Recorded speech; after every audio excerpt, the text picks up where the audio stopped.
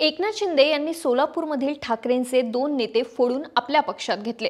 पण पक्षातील नेत्यांना विश्वासात न घेता या नेत्यांना शिवसेनेत घेतलं असा आरोप झाला। त्यामुळे आमदार तानाजी सावंत यांचे बंधू जे शिंदेंच्या शिवसेनेचे संपर्क प्रमुख होते त्यांनी राजीनामा दिला। पण हे एवढ्यावरच थांबले नाही, तर त्यांच्या पाठोपाठ दुसऱ्या दिवशी 11 पदाधिकाऱ्यांनी राजीनामा दिला। आता या 11 पदाधिकाऱ्यांनी राजीनामा दिल्यामुळे त्यांच्या समर्थनार्थ तिसऱ्या दिवशी युवा सेनेच्या 28 जणांना राजीनामा दिला।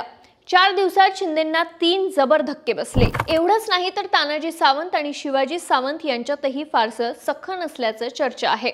याचाच परिणाम म्हणून शिवाजी सावंत हे भाजपमध्ये जाऊ शकतात अशी दबक्या आवाजात चर्चा सुरू झाली, ज्याचा भाजपला मोठा फायदा होऊ शकतो। नेमकं सोलापूरमध्ये काय घडतंय, शिंदेंना धक्क्यावर धक्के का बसतायत, याचा स्थानिक स्वराज्य संस्थांच्या निवडणुकीवर काय परिणाम होऊ शकतो सगळं सांगते। त्यासाठी हा व्हिडिओ शेवटपर्यंत पहा। या सगळ्या गोष्टींची ठिणगी कुठून पडली हे आधी सांगते। एकनाथ शिंदे यांनी स्थानिक स्वराज्य संस्थांच्या निवडणुकीच्या दृष्टिकोनातून कंबर कसली।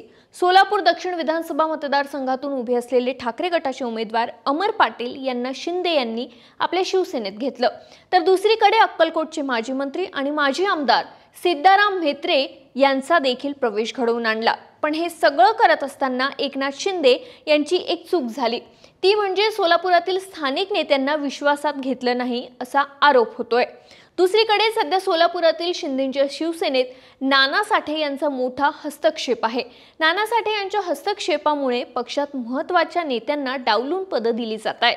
त्यातील एक म्हणजे शिवाजी सावंत, आणि इथूनच सोलापुरात शिंदेंना धक्क्यावर धक्के बसायला लागलेत। शिवाजी सावंत हे पूर्व श्रेणीपासून शिवसेनेत असलेले नेते, माजी मंत्री आणि तानाजी सावंत यांचे ते बंधू आहेत।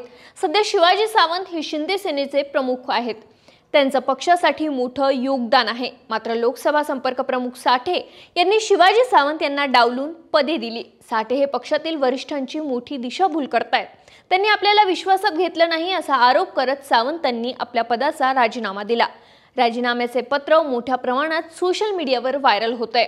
दुसरीकडे तानाजी सावंत हे सध्या शिंदेंच्या शिवसेनेचे आमदार आहेत। शिवाजी सावंत यांचे बंधू असले तरी 2014च्या सुमारास त्यांचा शिवसेनेत प्रवेश झालेला आहे। त्याआधी ते शरद पवारांच्या राष्ट्रवादीच्या संपर्कात होते, पण पवारांनी आमदारकीचे तिकीट दिले नाही। त्यामुळे तानाजी सावंत शिवसेनेत गेले आणि मंत्री। मात्र 2024च्या फडणवीस सरकारच्या मंत्रिमंडळात त्यांना स्थान मिळालं नसल्याने तानाजी सावंत नाराज होते। नाराज असल्याचं समजताच एकनाथ शिंदे यांनी मागच्या आठवड्यात त्यांची भेट घेतली। एकीकडे नाराज असलेल्या तानाजी सावंत यांची शिंदेंनी भेट घेतली, पण दुसरीकडे राजीनामा दिला तरी देखील शिवाजी सावंत यांची दखल शिंदेंनी घेतली नाही।